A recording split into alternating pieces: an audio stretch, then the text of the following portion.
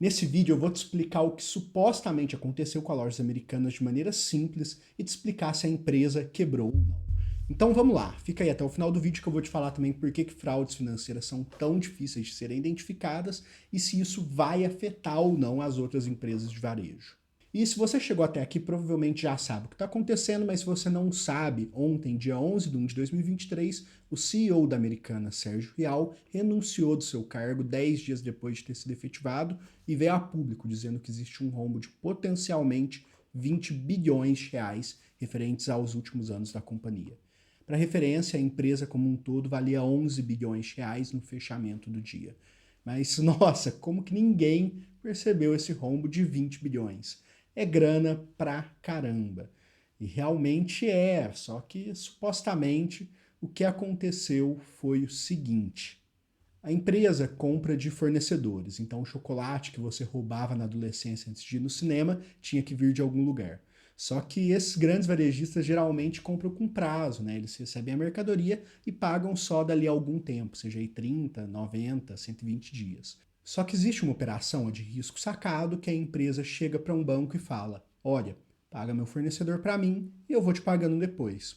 E o banco fala: beleza, pago sim, mas você me paga juros. E a empresa dá o ok.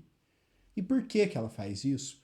E pode ter vários motivos, só que um dos principais seria para ela ter ainda mais prazo para pagar e não afetar tanto o seu caixa no momento. Então, deu para entender até aí? Porque agora vai começar a parte chata, já que envolve contador. Isso tem uma coisa que contador serve para complicar a sua vida, né?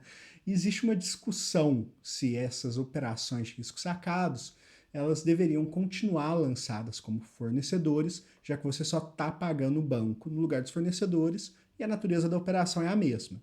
Ou se deveria virar uma dívida financeira, já que ela pegou o dinheiro emprestado do banco e está pagando juros. Isso importa?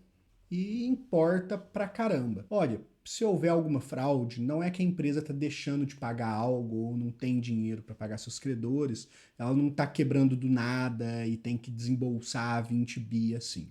A questão é que a Americanas estava lançando as operações do risco sacado como fornecedores. Com isso, não estava contabilizando os juros pagos aos bancos nas despesas financeiras. Na hora de pagar o banco, ela provavelmente contabilizava porque tinha uma saída de caixa para pagar. Só que aí ela ia lançando pouco ao pouco, né? Conforme ela ia pagando, e o montante total dos juros não estava capitalizado nas contas dela. Inclusive, a descaracterização dessas dívidas como sendo dívidas no balanço das empresas é um problema grande para quem é analista. E de acordo com o próprio Real, em cálculo com o Banco BTG Pactual, esses 20 bis são valores estimados referentes aos últimos anos e os números não ficaram fora dos balanços, como muita gente está achando, né? Que é 20 bi que estava fora dos balanços. Isso significa que a saúde financeira da empresa parecia estar muito melhor do que ela realmente está.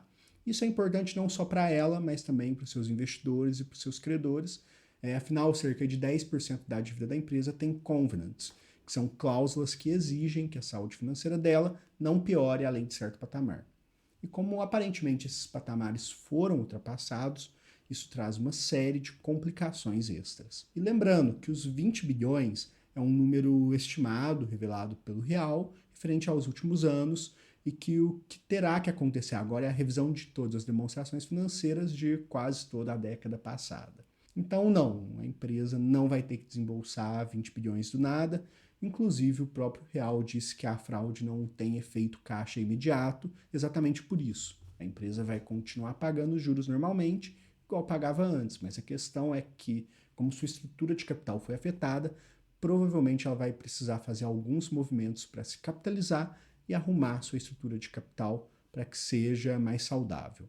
E agora vamos lá, eu prometi que eu ia falar como que isso pode afetar as outras empresas do setor e eu já vou te falar. Só que se você tem interesse em investimentos, ou se você quer aprender mais, ou se aprofundar no assunto de uma maneira simples e que te ensina do zero ao avançado, clica no link na descrição para conhecer o Como Investir Bem, meu método de ensino sobre investimentos. Então vamos lá.